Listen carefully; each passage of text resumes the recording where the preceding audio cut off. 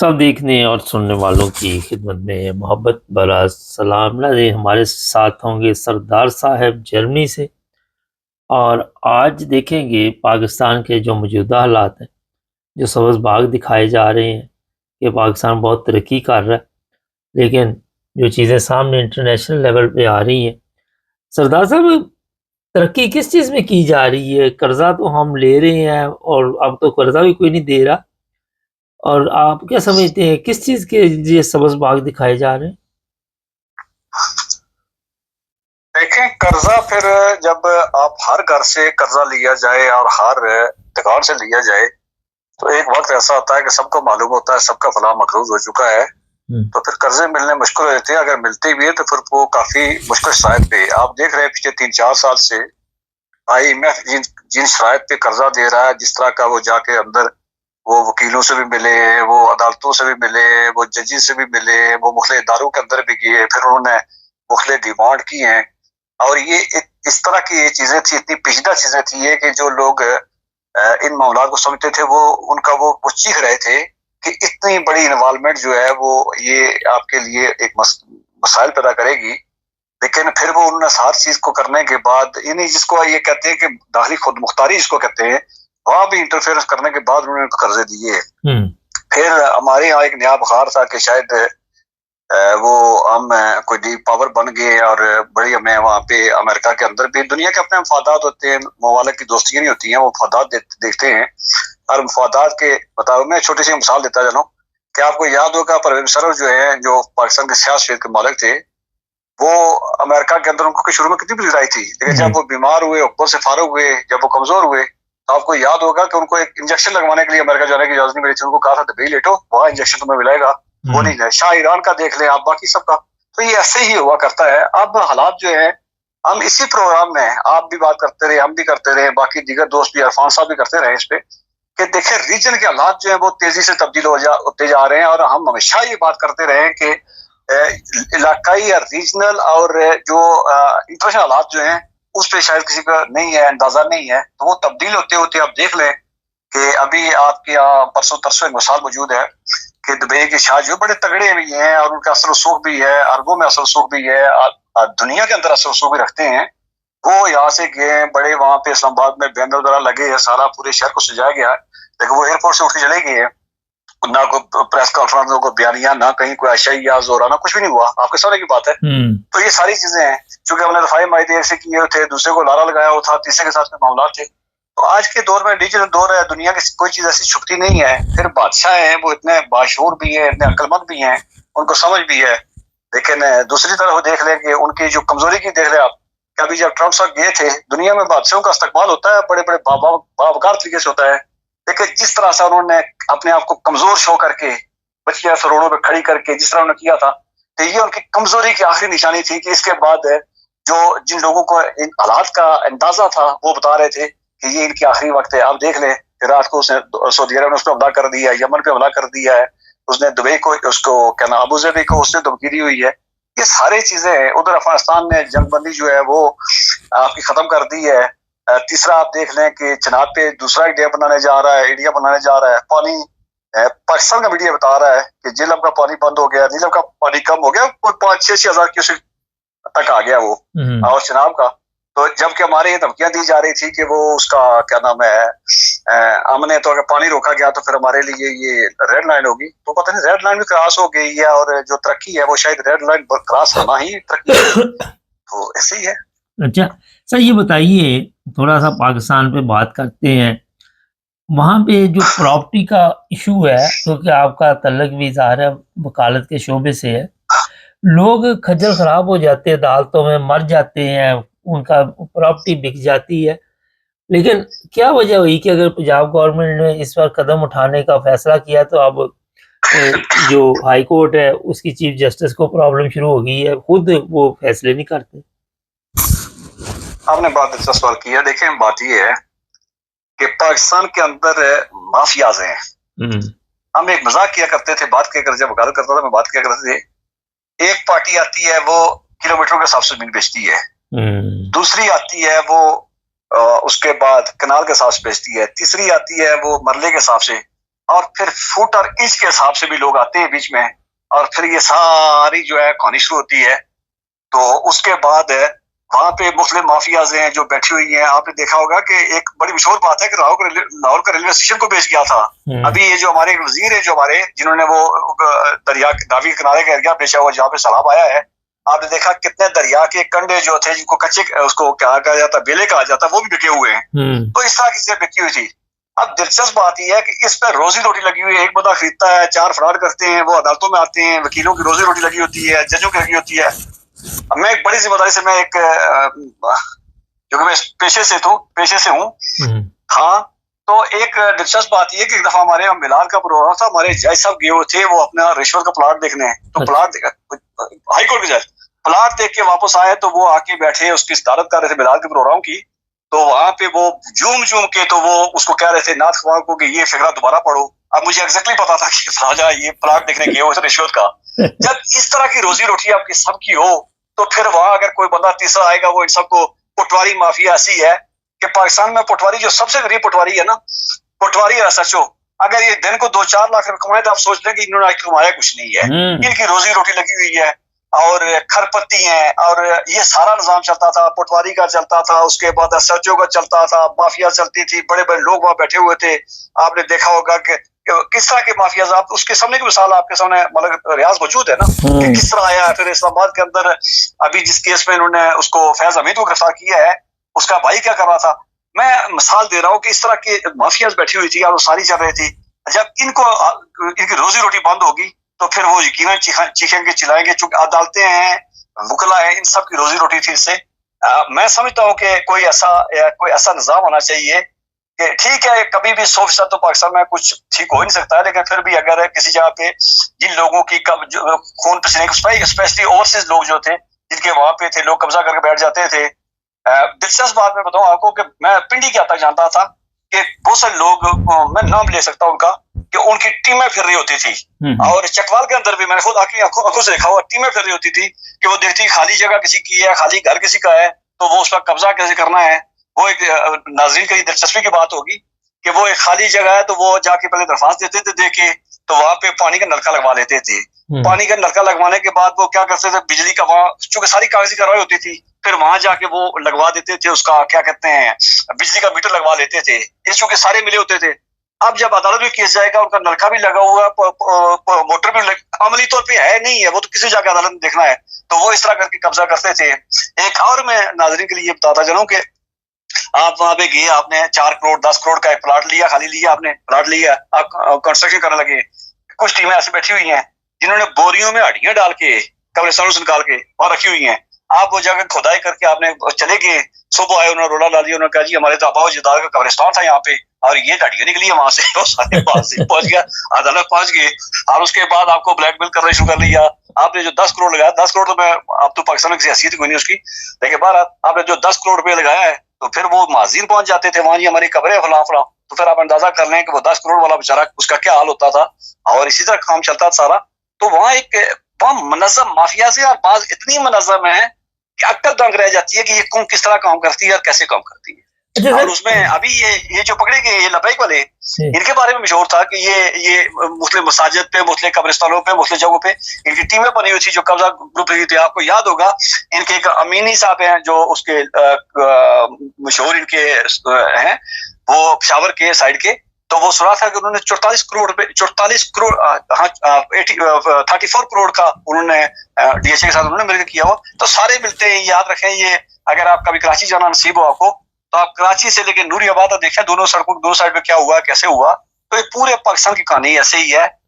یہ ضلع میں دیکھ لیں, سٹی جو بنا ہے, وہ ہاؤسنگ سوسائٹی بنی ہے, وہ کیسے ہوئی تھی, وہ راٹھیاں والی فیکٹری کو آگ کیسے لگی تھی. یہ ساری چیزیں اگر آپ جب دیکھیں گے تو یہ ساری لینڈ مافیا بیٹھی ہوئی ہے. نہیں, لیکن یہ سوال مختصر جواب دیجیے گا, چیف جسٹس صاحبہ کو اس سے کیا پرابلم ہوئی, ان کو کیا, ان کے اپنے کوئی ایسے اس میں مفادات ہیں جس کی وجہ سے بالکل ہوگا, ان کا اپنے مفادات ہوں گے. میں نے کہا کہ وکلا جو ہے وہ ان کی روزی روٹی لگی ہوئی ہے, ججز کی روزی لگی ہوئی ہے. تو جب اتنا بڑا کام ان کے پاس سے تھا, تو وہ نکل کے وہ چلا جائے گا, ایک الگ طرح کی عدالت بن جائے گی, وہاں چلا جائے گا, تو پھر وہ چیخیں گے, چلائیں گے, کیونکہ یہاں ان کی روزی روٹی. قتل تو کبھی کبھار ہوتا ہے, چوری ڈاکہ تو کبھی کبھار ہوتا ہے, منشیات تو کبھی کبھار ہوتا ہے, اس میں تو نہیں ایک بندہ ہوتا ہے. یہاں چونکہ میں نے کہا کہ یہاں چونکہ بہت بڑی انویسٹمنٹ ہوتی تھی اور کنالوں کے حساب سے, پھر اس کی کیا کہتے ہیں مرلوں کے حساب سے, تو پھر وہ سب کی روزی روٹی سالوں تک لگی رہتی تھی. ایک بندہ آیا اسے کیس کیا تو وہ زمین سے 100 گنا اس کے پیسے لگ جاتے تھے, کھاتے کون تھے, وہی کھاتے تھے سارے, اور سب کی روزی روٹی لگی ہوئی تھی. اچھا ایسا ہی ہے سارا. سر یہ بتائیے, آپ دیکھ رہے ہیں کہ عرب ممالک اس وقت جب پوری دنیا کے حالات پہلے ٹھیک نہیں جا رہے, تو یہ آپس میں کوئی جنگ میں تیزی آ جائے گی, کوئی حالات ان کے آپس کے مزید خراب ہو جائیں گے؟ آپ دیکھیں جس طرح کی ایران کو انگیج کیا جا رہا ہے, ایران کے بارے میں بیانات آ رہے ہیں, اور اس کے بعد تو وہاں پہ چونکہ پہلے بھی جو جنگ بندی ہوئی تھی یا جس طرح کے وہ ہوئے تھے, تو بہت سارے لوگوں کو خدشات تھے کہ یہ کیا ہے. امین نے اس پروگرام میں کہا تھا کہ لگتا یہ ہے کہ یہ سارے ٹیسٹ ہوئے ہیں, ٹرائل ہوئے ہیں کہ کیا کیسے ہو سکتا ہے, اب عملی طور پہ جو ہے وہ باقی کام بعد میں ہوں گے. ایک بات. دوسری بات یہ ہے کہ عرب جو ہے, عرب چونکہ 70s کے بعد تو یہ تو مکمل طور پہ امریکہ کی گرفت پہ جا چکے ہیں, یہ کٹ پتلی بڑھ چکی ہیں, اسی اشارے پہ ناچتے ہیں, انہی سے اسلحہ لیا جاتا ہے, انہی کے سارا کھیل کھیلا جاتا ہے, انہی کے منشا کے سب کے ساتھ کیا جاتا ہے. اور ان کو اب یہ لگتا تو ایسی ہے کہ الجھتے جائیں گے, یہ الجھاؤ پہلے بھی ان کے درمیان قطر کا سعودی عرب کے درمیان آیا, یمن کا آیا, اس کے بعد مصر میں کیا ہوا, شام میں کیا ہوا. ایک حدیث بڑی مشہور حدیث ہے کہ جب شام کے اندر جب اس طرح کے آئیں گے تو پھر سارے رگڑے جائیں گے. تو جب شام کے اندر ہو رہا تھا, پھر آپ کو پتا ہے کہ مخصوص طبقہ بڑی خوشی میں رہا تھا جب اسد وہاں سے بھاگ کے گیا تھا. تو یہ کہا گیا, حدیث مبارکہ میں کہا گیا ہے کہ شام کی تباہی جو ہے وہ ان سب کی تباہی کا موجب بنے گا, اور لگتا یہ ہے کہ اب تیزی سے اسی طرف جا رہے ہیں. میں نے کہا نا کہ وہ دبئی والے گئے تھے, وہاں سے چلے واپس چلے کے سنا ہے کہ وہ جو پیسے سے انہوں نے دیے تھے وہ قرض واپس مانگ رہے ہیں. میڈیا خبریں ہی ہیں. بہرحال یہ ہے کہ حالات ٹھیک نہیں ہیں, اور پراکسس سب کی پراکسس تھی. دبئی ان کی عرب ایمریٹس ہیں, ان کی اپنی پراکسس تھی, وہ سوڈان میں ہوں, وہ یمن میں ہوں, وہ کسی اور جگہ پہ ہوں. سعودی عرب کی اپنی پراکسس تھی. یہ چونکہ پہلے باہر لڑائی لڑتے رہے مختلف گروپوں سے. مجھے بتائیں پاکستان کی کراچی کی تباہی میں ہاتھ کس کا ہے؟ کراچی کو تباہ کس نے کیا ہے؟ کراچی میں تو عربوں میں تو کرکٹ کسی کا نہیں ہوتا ہے, لیکن وہاں ٹرافک اس کا بڑے میچ بھی ہوتے ہیں, سب کوئی ہو رہا ہے. اور 70 کے بعد سے جب عرب اٹھنے شروع ہو گئے تو پاکستان تباہ ہونا شروع ہو گیا. یہ مختلف پراکسس تھی, وہ پراکسس کرتے کرتے کرتے مختلف ممالک کے اندر لڑتے رہتے. اب میرے خیال میں وقت آ گیا کہ خود ایک دوسرے کے سامنے آ جائیں گے. کمزور ہے, ان کو اسلحہ بھی کوئی دے گا, گولہ بارود بھی کوئی دے گا, مشرہ بھی کوئی دے گا, تھپکی بھی کوئی دے گا, اور لڑتے رہیں گے. کب تک لڑیں گے یہ سمجھ نہیں آ رہی ہے, لیکن اتنی بات یہ ہے کہ یہ کمزور سے کمزور تر ہیں بھی. ابھی میں نے پہلے ایپیسوڈ میں کہا جس طرح ٹرمپ کا استقبال کیا تھا, اس میں انہوں نے اپنی کمزوری کی, اپنی ناتوانی کی, اپنی جو ہے وہ ہر حد کراس کی تھی. اب لگتا یہ ہے کہ یہ وہ جو انہوں نے بتایا کمزوری بتائی تھی اس کا عملی مظاہرہ کرنے کا وقت آ گیا ان کا.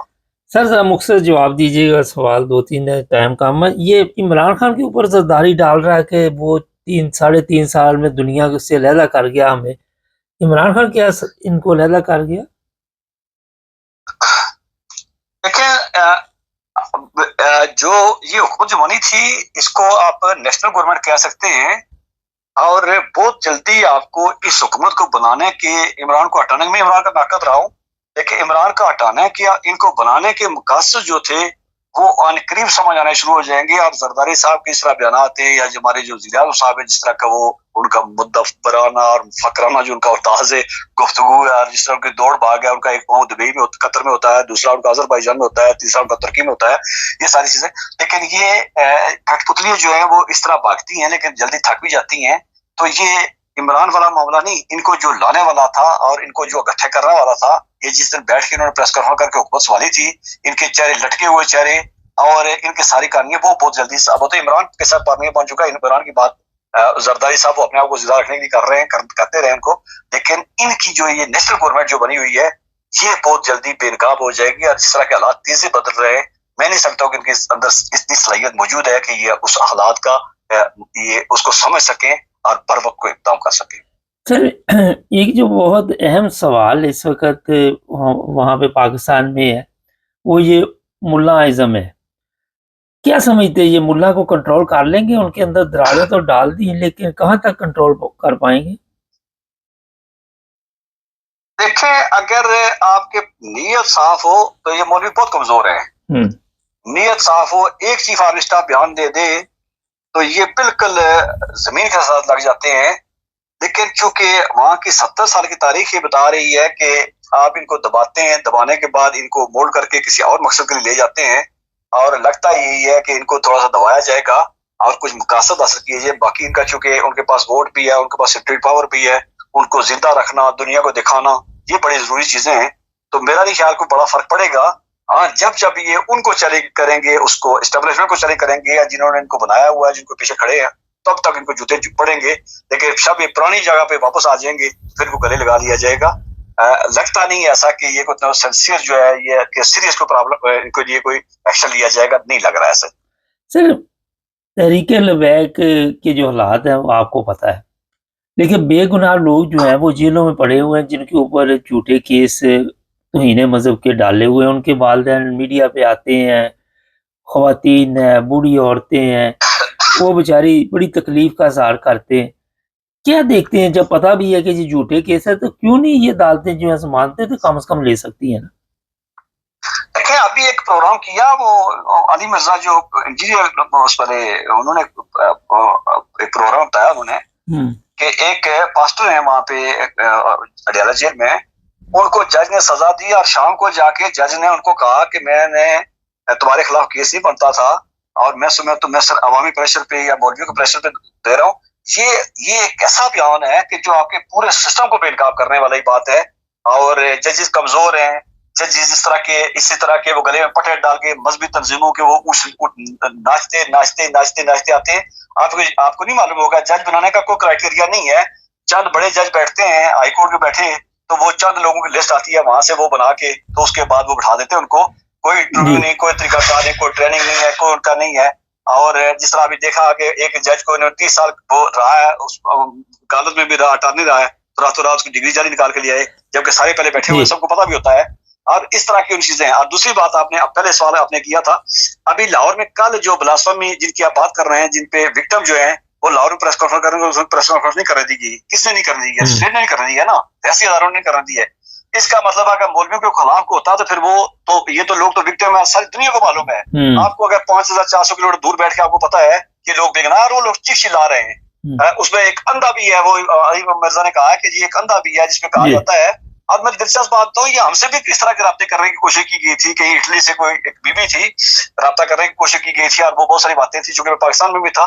تو یہ ساری چیزیں اس طرح کا ایک مافیا جب وہ سپریم ہائی کورٹ میں جسٹس سردار اعجاز ساکی کورٹ میں وہ نمبر جب گئے ہیں تو وہ نمبر ایک جب وہ آیا تو مجھے پتا چلا اس نمبر پہ تو مجھے کال آتی رہی ہے اور مجھے میسج آتے رہے اور وہ نمبر راہل رحیم کا نکلا تھا. جی اچھا ٹائم ختم ہو رہا ہے، بڑا لمبا ہو گیا. آخر میں بتائیے یہ مبارک ثانی کیس آپ کیا دیکھتے ہیں اس کا اینڈ؟ چند ایک منٹ میں. مبارک ثانی کیس میں اینڈ تو پہلی بات ہے کہ اس پورے نظام کے اوپر ایسی کالک مری گئی ہے کہ شاید جس کو صاف کرنے کے لیے صدیاں لگیں. اور دوسری بات ہے اتنی بڑی سیریس سزا، جب بڑی سزا ہو تو وہ چونکہ وہ اگر عدالتیں کام کر رہی ہوں تو ہائی کورٹ میں ایسی سزا جو ہے وہ نہیں ٹھہرا کرتی ہیں، وہ بہت جلدی ختم ہو جاتی ہیں. آپ کو ایک مثال اگر یاد ہوگی تو وہ جو سی پی او تھے جو جس بے نظیر قتل کیس میں سی پی او کے آر پی او مجھے نام ان کا بول رہا ہے جنہوں نے وہ جائے وقوع ہوئی تھی، ان کو بڑی عدالت سیریس سزا دی تھی اور وہ سزا جو ہے وہ کہیں اس کی خبر ہی کوئی نہیں ملی ہے. تو جج بعض کا بہت بڑی سزا جو ہے وہ بیسک وہ اس فیصلے کو کمزور کر دیا کرتی ہے. بہت شکریہ سر آپ کا. یہ تھے جی سردار صاحب جرمنی سے. اصل میں کل جو پریس کانفرنس نہیں کرنے دی گئی وہ بھی میرا خیال ہے کہ گورنمنٹ جو ہے یہ بھی خود بھی نہیں چاہتی کہ یہ لوگ باہر آئیں، اور وہ لوگ جو توہین مذہب کے کیس میں جیلوں میں بیٹھے ہوئے ہیں بہت بڑا ظلم ہے، انہیں بارہ فوری طور پر رہا کرنا چاہیے. کم از کم ضمانتیں ان کی لینی چاہیے. ان کو ان والدین پہ کیا گزر رہی ہے. پاکستان کا تو ویسے ہی آپ کو پتہ ہی ہے جو حالات سامنے آ رہے ہیں، میرا نہیں خیال اتنی جلدی پاؤں پہ کھڑا ہو سکے پاکستان. ناظرین، مسلمانوں میں نا اتفاقی جس کی وجہ سے آپ سوچ نہیں سکتے، جی دبئی میں لوگوں نے بہت بڑا ملین روپیہ لگایا ہوا ہے یا ڈالر لگائے ہوئے ہیں، ان کا بھی آنے والے دنوں میں آپ دیکھیں گے مستقبل کیا ہے. کیونکہ اگر یہ جنگ وغیرہ کے حالات بن گئے تو پھر ایک نیا سلسلہ شروع ہو جائے گا، اور کب تک یہ چلے گی کوئی پتہ نہیں کسی کو بھی. مگر فی الحال جو دیکھا جا رہا ہے کہ کچھ نہ کچھ ہوگا وہاں پہ. یہ بھی ہو سکتا ہے بڑی طاقتیں کروا کے چھوڑیں اور آپ کو پتہ ہی ہے کہ لڑانے کے لیے کافی ملک یہاں پہ بیٹھے ہوئے ہیں۔ چینل کو سبسکرائب کر لیں، جڑے رہیں ہمارے ساتھ تاکہ اور بھی پروگرام دیکھتے رہیں۔